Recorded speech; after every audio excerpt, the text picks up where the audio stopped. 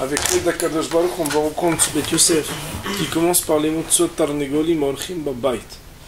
Donc en réalité, on avait vu qu'il y a une différence entre la Tzot des Tarnegolim qui sont domestiques et les Tarnegolim dans leur loul. Donc nous allons voir Ben Stachem et Bet Yosef qui va donner, pardonnez-moi, des références à cette loi. Nous dit le Bet Yosef, Tzot Tarnegolim Orchim Babait, Sham. Là-bas, ça veut dire au même endroit. Adetania lo ikra adam kriyat shema lo keneget suat adam velo keneget suat klavim vehazerim velo keneget suat tarnegolim. Après que la Gemara elle est ramenée une même une parole qui dit qu'il y a suat adam, suat klavim hazerim et aussi suat tarnegolim. Amar Rava, il avait dit la tilcheta kay matnita. La loi elle n'est pas comme cette matnita là, comme ce texte là. Et là, qui a des Tanya, mais comme le texte qui dit dans la Braïta, lo ikra kriyat shema keneget suat adam. Tu l'as? Tu l'as? Shin Kaf Aleph du côté gauche. Lo ikra adam kriyat shema keneget au-dessus, voilà. Lo ikra kriyat shema keneget suat adam velo keneget suat klavim bahazirim.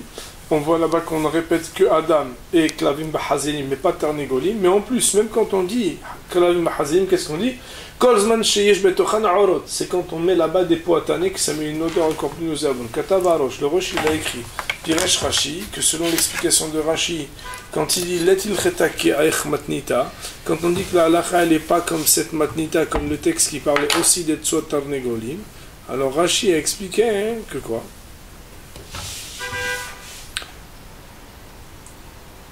Tout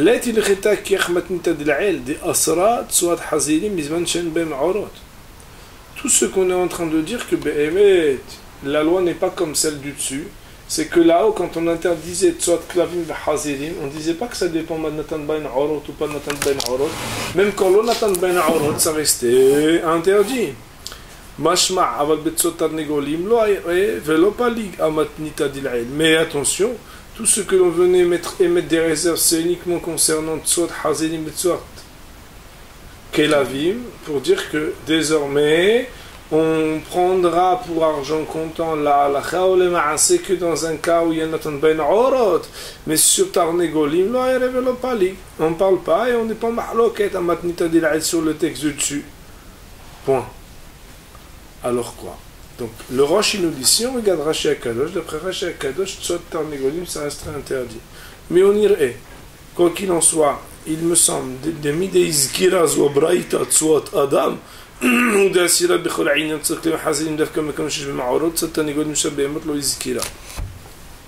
Voilà que, puisque c'est du second texte qu'on va apprendre, la halacha ou le ma'aseh, que dans ce second texte, on parle de Tzot Adam sans réserve et sans limitation. On parle de Hazilim et Klavim en donnant la limitation de Natan Ben Orot. Et on ne parle plus de Tarnegolim. Puisqu'on ne parle plus de Tzot Tarnegolim Shabemot Lo Izkira Mashma, puisque Behemet on les a pas rappelés, c'est qu'on va comprendre de là chez En Ben Isur Kelal qu'il n'y aura aucun interdit pour les autres animaux. Va filer une timtselobar, nous dit le Roche, et même si tu voudrais dire les Isor Tzot Tarnegolim, que ben maintenant, mais attends, Rashi Akadosh, truc, il faut dire que on est au cercle Tzot Tarnegolim. Alors c'est uniquement Davka Beloul chez la M, c'est uniquement dans leur loul que ça va être interdit. Chez Jbosirham, ça sent très mauvais. Mais les domestiques qui vivent dans la maison, Ven Sham qui est Me'at, et qu'il n'y en a qu'un peu, il n'y a pas beaucoup d'animaux. Alors, Behemet, elle est seule, il n'y aura pas à interdire. Adkan, voilà les paroles du Rosh. C'est-à-dire que le Rosh, il amène Pirouche Rashi. Après, il amène une autre explication. Et il dit, même si tu veux interdire, tu peux interdire que l'ol chez la haine. Vechen katvoa tosfot, et aussi comme ça, ils ont dit tosfot, va montrer le montrer. Vechen katvoa kaot maimon, c'est aussi comme ça dit le agaoit maminiot, fait kimen chut krat shema sur le Rambam.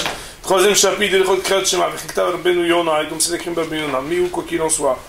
Katav, il a écrit des adisharek chez Nambaloul, chez la haine, que ceux qu'on a permis quand ils ne sont pas dans leur loul, Dafka, chez Rehara, c'est uniquement quand il n'y a pas de Rehara, mais il y a une mauvaise odeur qui lui arrive.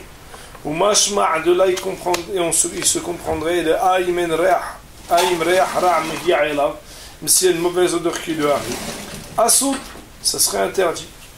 Vchen, Bedin, et aussi d'après la stricte loi, c'est comme ça. Pourquoi? Parce que voilà que c'est pas pire que une ordure, enfin je sais pas comment ça, une pas, ça veut dire un dépotoir où il y a une mauvaise odeur, ou bien un cadavre qui sent mauvais. Autrement dit, la il ressortira pour l'instant des mots du Bet Yosef, on verra dans Shulchan Aruch, que même si Behemet de la Braïta, il ne ressortirait pas explicitement autre chose que Tsuat Adam et Tsuat Hazirim Be Klavim, Bizman Shenatan Ben Aorot, et que Tarnegolim c'est un sujet qui n'est pas certainement interdit, et que Behemet, même si d'après Rashi il serait interdit, d'après le Roche et d'autres chaînes il ne serait pas interdit, il n'en reste pas moins que Behemet, s'il y a une mauvaise odeur, alors de la tsoa, ce ne sera pas pire que si c'était autre chose que la tsoa qu'elle a une mauvaise odeur, et donc on interdira, nous verrons ça dans Shulchan Aruch, la halakha ou les ma'aseh. Il est marqué dans Bet Yosef, vous voyez que le Bet Yosef est marqué dans les petites annotations de notre chère édition de Shiradva, ils disent Vav Bet, vous voyez, ça veut juste dire qu'en fait on trouvera ça dans Shulchan Aruch.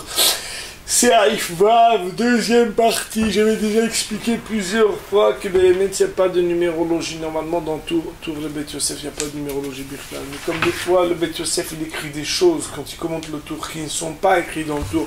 Parce que justement, après, il va les ramener dans Shulchan Aruch. Ça nous intéresse de savoir où est-ce qu'on va les trouver dans Shulchan Aruch. C'est la raison pour laquelle ils ont fait ce travail extraordinaire de nous dire où est-ce qu'on va le retrouver. Il est marqué Birushalmi, dans le Yerushalmi, donc dans le Talmud de Jérusalem. Vous l'avez, Rabotai? Vous l'avez? Amrinan, on a dit des marhikin mitsoa tarnegolim arba amot, qu'on doit s'éloigner de la tsoa de tarnegolim arba amot, et la Yerushalmi dit bilvad badumim, c'est uniquement quand c'est des tsoa rouges. Fenistab quoi Tosfot? Les Tosfot ont eu une question, Besov Perek Mishemeto, Bepirusho, comment expliquer cela? Le Rashba Kata, le Rashba lui il a écrit Denir Elo de Tarnegolim Adumim Ka'amar. On parle des coqs rouges, des Ibetsoa Aduma Ka'amar, parce que si on parle pas des coqs rouges, mais des Tsoa rouges, avec les Memar, Bilvat Aduma, on aurait dû dire Adumot ou Aduma au féminin, parce que la Tsoa elle est féminine. Et là, des Kim Neush Tsoa Adumim Kashamina Herim. Mais que la Gemara, en fait, elle sait que la tsoa des coqs rouges, elle est plus dure, mais plus dure, ça veut dire plus forte dans l'odeur que les autres. Bon, ça, Béhémet, ça serait aussi très intéressant de vérifier quelle force Hazan, de savoir différencier clairement de la couleur du coq, la force et l'odeur de sa tsoa, c'est d'avoir extraordinaire. Ah, voilà, Rabbeinu Yona! Mais Rabbeinu Yona, lui, donc le Rashba dit le rouge c'est la couleur des coqs. Aval Rabbeinu Yona, en Bouddha, quand on dit coq, ça veut dire poule aussi. On sait que la tsoa, c'est pas que chez les hommes, bien sûr, c'est aussi chez les poules. Aval Rabbeinu Yona Piresh. De Betsoa Aduma Kamar. Maintenant, on parle là-bas de la tsoa rouge. Chez Imasrahat Yoter Mina Herod, que quand elle est rougeâtre, elle sent beaucoup plus fort que les autres. Donc on a Mahalok et Derishonim. Quelle est la caractéristique de la tsoa des Tarnegolim qui signifie une odeur tellement forte qu'il faut s'éloigner Arba Amot de l'endroit où l'odeur elle s'arrête? D'après le Rashba, c'est la couleur des coqs. D'après le Rabbeinu Yona, c'est la couleur de la tsoa. Ou les Iyan Alacha, concernant la Alacha. Nireli de Naktinan ki Arambam. Je pense qu'il faut tenir comme le Rambam, Alpi Mashipirash Tidvarav, selon ce que j'ai expliqué, ces paroles.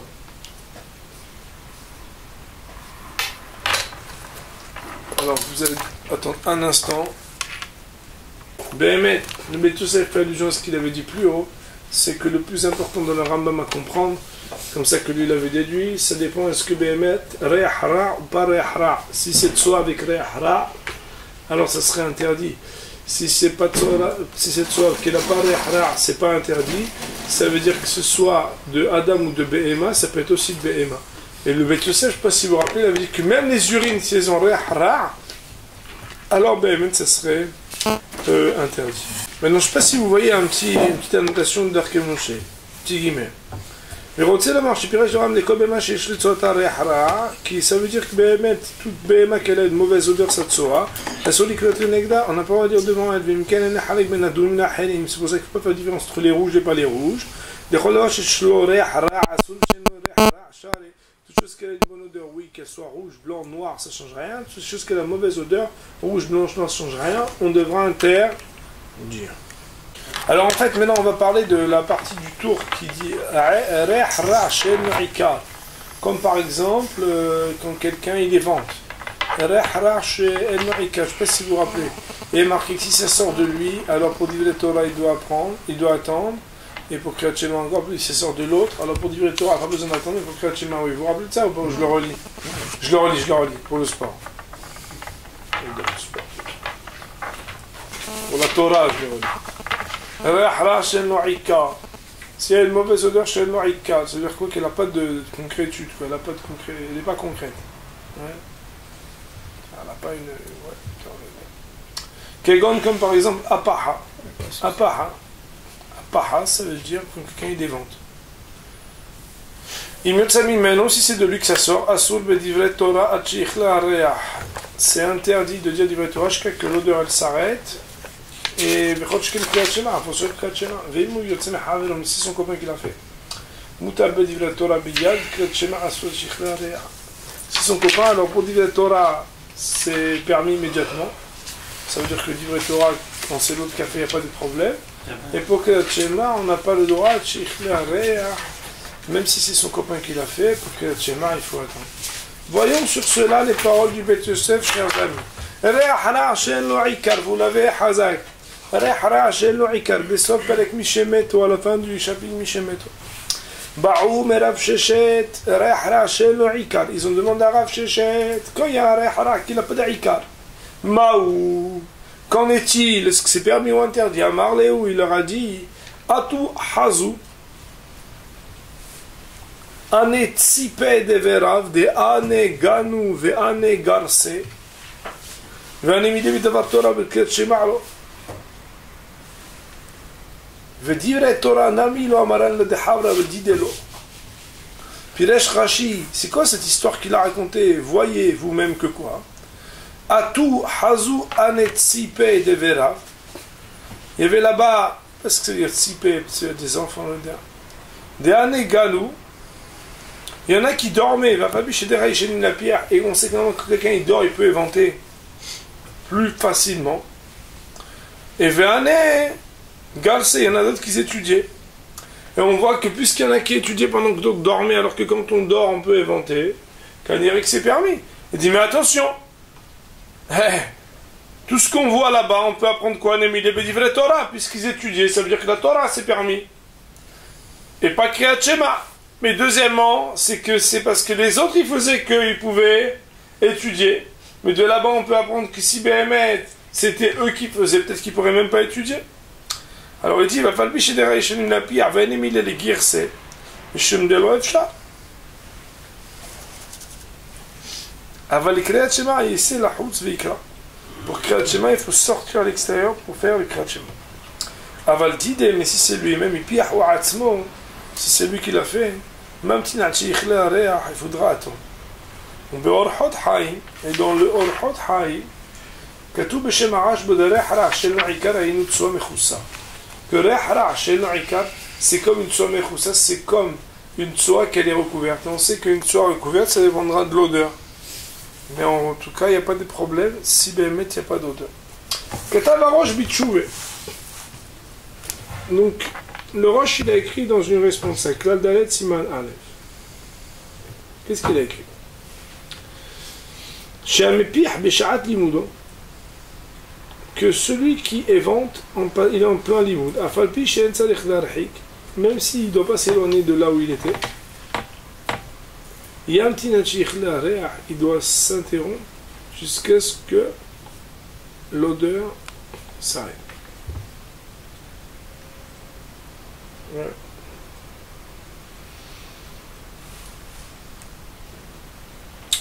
כתב המורטרי, le מורטרי להקריא, יש מפרשים לבתי כיסאות שלנו, שהם בעומק, אם יש בהם מחיצה מפסקת, avec כבורחה של נועיקה. Ah, c'est très important ça. Il y en a qui expliquent que nos toilettes, qu'ils sont profonds, il parle de ça il y a des centaines d'années, quoi. Si Béhémet, il y a un écran et un petit muret qui fait écran entre le lieu des toilettes et nous, c'est comme Rehra chez Noïka, ça s'appellera comme c'est Rehra chez Noïka. Comme qui sort des parcelles, comme on va voir dans la loi des toilettes de Perse. Adkan et Shon. Voilà ce qu'il a dit le Mordri. Il dit le Bet Yosef, il dit une bataille qui sort des parcelles, il faudra savoir qu'il y a des lois concernant la présence des toilettes pas loin. Bon, Rabotai, en réalité, si on met des petits pchits dans les toilettes, parce que BMS, si les toilettes, quand il va aux toilettes, et que ça s'évacue pas bien, ou même si ça s'évacue bien, il y a une odeur, il y a des choses. C'est quelqu'un qui va là-bas, au moins, il a inventé. S'il n'a été pas pour des petits besoins. Il peut y avoir de là-bas, si c'est pas avec une porte fermée, une odeur. Ça voudra dire que si quelqu'un est dans un endroit où il y a une odeur qui vient, même si elle mérite ça, est-ce qu'il y aura un digne de Rehra Shen Lo Ikar ou pas? Et ça sera un siman de Shhan Aruch, comme siman Pegimel, que la personne a fermé la porte et s'éloigne, mais c'est quand même un problème. On va étudier ça dans siman Pegimel, dans 3 simanim avec l'aide d'Akadosh Baruch. Donc le Bet Yosef nous dit, il faut savoir que dans les lois de Rehra Shen Lo Ikar, il n'y a pas seulement quand quelqu'un il dévente, mais il y a aussi quand quelqu'un il était aux toilettes, mais qu'après l'odeur laisse entendre qu'il a été aux toilettes, même si on est loin. Ça aussi, ça pourrait avoir lieu de dire que c'est Rehra Shel No'ikar, Siman Pegimel. Le Siman Pezaïn, dans le Siman Pezaïn, il sera explicité, nous dit le Bet Yosef, on dirait qu'il nous fait un petit programme là, Maranier. Ouais, il nous dit voilà, ça sera le Siman Pegimel, Pezaïn. Il va d'adamren Rehra Shel No'ikar, Mila Harab Arba'amod, et nous, filou imam Aïmo, Babait. Alors il faut savoir que on va voir qu'il y a ce qu'on appelle Rehra She'el No'ikar et Rehra She'yesh No'ikar. Il y a Rehra She'el No'ikar, c'est par exemple quand il évente. Tu dis, mais c'est quoi cette odeur? Tu dis, c'est du vent. C'est vrai, c'est du vent, il n'y a rien. C'est rien en réalité. Alors qu'il y a des choses, non, il y a une source. Ça veut dire qu'il y a une tsoa, elle a une odeur parce qu'elle a une source. Ça veut dire, il y a une source. La tsoa, elle est concrète. Et il y a une odeur qui se dégage de cette chose concrète. Alors on va voir que Béhémet, ce qu'on a dit que Rehra, chez Yesh lo Ikar, Mila Harab Arba'amot, qu'il faut s'éloigner Arba'amot de Rehra, qu'il a un Ikar, Aïnou, ça veut dire que Afilou Imem Babait, même s'ils sont dans la même maison. Dès lors qu'il y a un Rabbi Shimon ben el-Azar, parce qu'on ne tient pas le Rabbi Shimon ben el-Azar d'Amar, qu'on a Bait Koulek Arba'amot, que Rabbi Shimon ben el-Azar, il dit toute la maison c'est considéré comme Arba'amot. Mais là, si on dit qu'il y a Rehra, chez Yesh lo Ikar, il faudrait s'éloigner de Arba'amot. On aurait pu penser si on disait là, comme Rabbi Shimon ben el-Azar, que quoi? Qu'il faudrait sortir de la maison, puisqu'il dit toute la maison c'est Arba'amot. Bon, un jour on étudiera peut-être le fait qu'il y en a qui sont sommaires là-dessus pour aller se laver les mains sans avoir le netila devant leur lit, parce que des fois on est sommaire sur Rabbi Shimon ben el-Azar de dire que toute la maison c'est comme Arba'amot. C'est marrant. Vegam Shamit Bad Din Graf Ve'avit, et là-bas aussi on va étudier le cas de Graf et Avit, c'est des choses dans lesquelles on met des choses dégoûtantes. Kshem la haramita, quand ils sont derrière le lit, au tahtea ou sous le lit. Mushavdinu letsoa meraglaim, kshem la haramita au tahtea. Et de là-bas on apprendra la loi de tsoa et d'urine quand ils sont derrière ou sous le lit. Au Kaniré, Rabotek, qui à l'époque, ce qu'on utilise dans les hôpitaux pour faire ses besoins proches de nous. Kaniré, qu'à l'époque, ça pouvait être un peu plus fréquent parce que peut-être il n'y avait pas des pièces pour les toilettes. Et qu'en pleine nuit, sortir à 250 mètres, je sais pas où, pour aller aux toilettes, c'était peut-être pas toujours classique et facile. Donc les gens, ils avaient aussi. Donc il faudra bien étudier comment faire, si c'est sous le lit ou derrière le lit. Est-ce que ça s'appelle Rehra She'yesh lo Ikar ou En lo Ikar? Ça sera étudié dans le Siman Pezaï. On peut dire que pour le Siman Ayin Tet, tout le Bet Yosef, on a terminé, on va dire Baruch Adonai Le'olam, Amen ve'Amen.